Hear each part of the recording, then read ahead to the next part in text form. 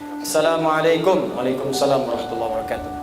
Boleh enggak Ustaz ketika sujud kita membaca doa apa yang kita inginkan, terutama pada saat sujud terakhir? Boleh. Apa dalilnya? Ibnu Abbas radhiyallahu taala anhuma qala Rasulullah sallallahu alaihi wasallam, perhatikan, innama aqrabul abdi min rabbihi wa huwa sajidun fa aktsirud du'a. Keadaan terdekat antara seorang hamba dengan Tuhannya adalah saat sujud, maka perbanyak doa saat sujud. Apalagi dalil Qur'annya, Quran surah ke-48 ayat ke-29, Muhammadur Rasulullah walladzina ma'ahu asyidda'u 'alal kuffar ruhama'u bainahum tarahum ruk'an sujada yabtaghuna fadlan minallahi wa ridwana. Umat Muhammad itu adalah umat Rasulullah yang penyayang dengan sesama, yang keras terhadap penyimpangan. Engkau akan saksikan umat Nabi Muhammad itu senang sholat. Jadi kalau ada mengaku umat Nabi Muhammad tak mau sholat, dipertanyakan dia umat Nabi Muhammad atau bukan. Tarahum ruk'a sujada, engkau lihat dalam ruku dan sujudnya, yabtaguna fadlan minallahi wa ridwana. Dalam sujudnya dia banyak berdoa kepada Allah, minta keutamaan hidup dan ridha Allah Subhanahu wa taala. Jadi kalau bertanya bolehkah banyak berdoa dalam sujud? Boleh. Pertanyaannya bagaimana caranya? Caranya. Yang pertama, kalau doa itu pernah diajarkan oleh Nabi dengan lafadznya, maka silahkan baca langsung dengan lafadznya, sah. Selain ayat Al-Quran. Kalau ayat Al-Quran tak boleh dibaca dalam sujud, kecuali potongan ayat yang diniatkan sebagai doa, bukan ayatnya. Misal, Rabbana atina fid dunya hasanah wa fil akhirati hasanah wa qina adzabannar, diniatkan sebagai doa, bukan ayatnya. Karena kalau ayatnya lengkap, wa minhum may yaqulu rabbana atina fid dunya hasanah wa fil akhirati hasanah wa qina adzabannar. Surat apa? Al-Baqarah. Ayat berapa? 201. Di mana letaknya? Paling kanan sebelah bawah. Kalau ayatnya, kita boleh baca ayatnya saja, asalkan ditujukan dengan doa. Rabbana zalamna anfusana wa illam taghfir lana wa tarhamna lanakunanna minal khasirin. Kalau ditujukan doa, boleh dengan niat berdoa, bukan karena ayatnya. Boleh bacakan itu sebagai doa.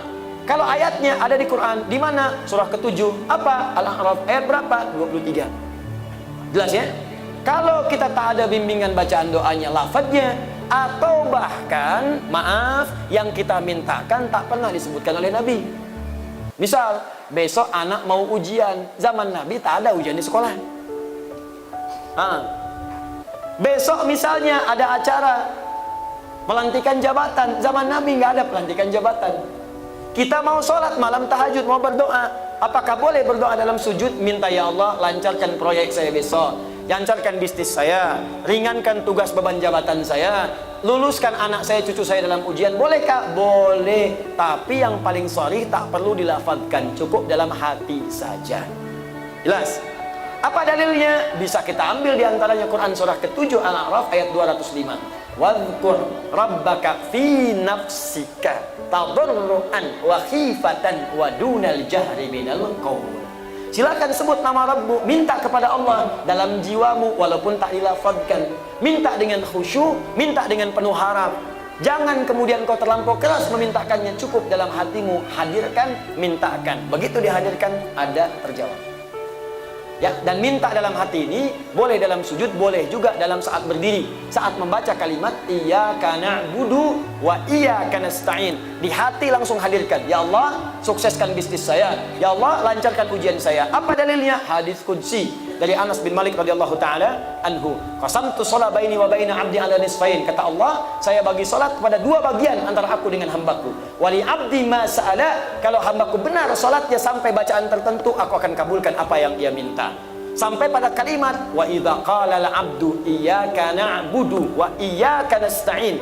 Kalau seorang hamba dalam salatnya berkata iyyaka na'budu wa iyyaka nasta'in, qala Allah azza wa jalla, langsung dijawab oleh Allah, hadza baini wa baina 'abdi. Ini perjanjian, komitmen antara aku dengan hambaku. Wali 'abdi, kalau hambaku benar salatnya sampai bacaan tadi iyyaka na'budu wa iyyaka nasta'in, qala Allah azza wa jalla, lihat jawaban Allah, wali 'abdi ma sa'ala, apapun sekarang yang dia minta aku akan kabulkan. Tapi tak perlu dilafadzkan, dalam hati aja minta. Kalau benar, dikabulkan oleh Allah. Jelas di sini? Wallahu taala a'lam bis-shawab. Ustaz, saya seorang mahasiswa semester awal dan pengamat menikah muda. Doakan saya agar dimudahkan dan segera bertemu dengan jodoh saya. Masya Allah. Kalau ingin bertemu jodoh, jangan selalu jadi pengamat. Nah, ini pengamat menikah muda tapi tak dapat jodoh. Cara mendapat jodoh itu bukan mengamati, tapi berikhtiar untuk mendapatkannya. Ya, kenali, ta'aruf, cari sesuai dengan ukuran Nabi. Tak kenal maka ta'aruf, bukan tak sayang. Tidak semua kenal itu mesti sayang. Bapak kenal dengan istri tetangga kan tidak harus sayang. Tak kenal maka ta'aruf, tak tahu maka berkenalan. Cara ta'aruf yang baik untuk mencari jodoh banyak dari Nabi. Tunkahul mar'atu li arba'in. Kalau ingin cari jodoh perempuan itu lihat pada 4 halnya. Perempuan ke laki-laki juga demikian, lihat 4 halnya. Pertama, li jamaliha, jamaliha. Ingat, bukan jamil, bukan jamilah, jamal. Kalau jamil ganteng, lihat gantengnya. Kalau jamilah cantik, lihat cantiknya. Jamil ganteng, Saiful ganteng, Saiful jamil. Jamilah cantik, Mulan cantik, Mulan jamilah. Tapi kalau jamalah itu adalah penampakan keindahan yang terpampang pada warasnya, pada parasnya. Di bagaimana kalau ditatap menjadi senang? Kata orang cantik itu relatif, jelek itu mutlak.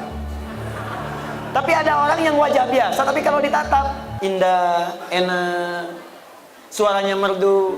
Memang parasnya 100%, tapi cerewetnya 1000%. Nah enak juga.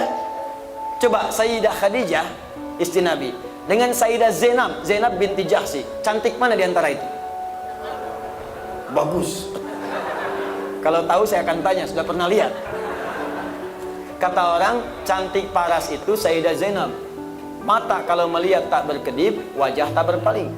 Tapi yang disebut dalam mimpi Nabi Sayyidah Khadijah. Lihat Al-Bukhari, Kitab Bad'ul Wahyi, nomor hadis yang ke-4 sampai 5, dari kanan sebelah bawah sampai kiri atas. Nabi pernah turun dari Gua Hira, belum ada wahyu setelah periode Iqra. Di tengah jalan siang-siang tiba-tiba ada suara, Muhammad, Muhammad, Muhammad. Tengok kanan kiri kosong, depan belakang tak ada orang. Tengok atas ada sosok seperti duduk bainas sama'i wal ardi memanggil Muhammad, Muhammad. Bapaklah keluar dari dangung-dangung ini. Siang-siang kosong tak ada orang. Begitu keluar, tak ada orang, kanan kiri kosong, depan belakang kosong. Tiba-tiba ada panggilan. Nengok atas, jubah putih rambut gondrong, sambil begini. Kira-kira apa yang dilakukan? Kata Nabi, faru'ibtu minhu, saya pergi meninggalkan tempat itu dengan cepat dengan keadaan takut. Tapi yang dahsyat, datang pulang sampai rumah bertemu dengan Sayyidah Khadijah. Begitu dibuka melihat wajah Sayyidah Khadijah, hilang setengah ketakutannya.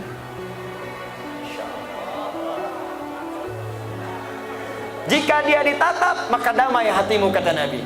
Calon istri yang baik ketika dilihat Sayyidah Khadijah, baru lihat wajah istri, masalah hilang. Setengah masalah hilang. Apa kata Nabi? Dathiruni. Di riwayat lain, zammiluni.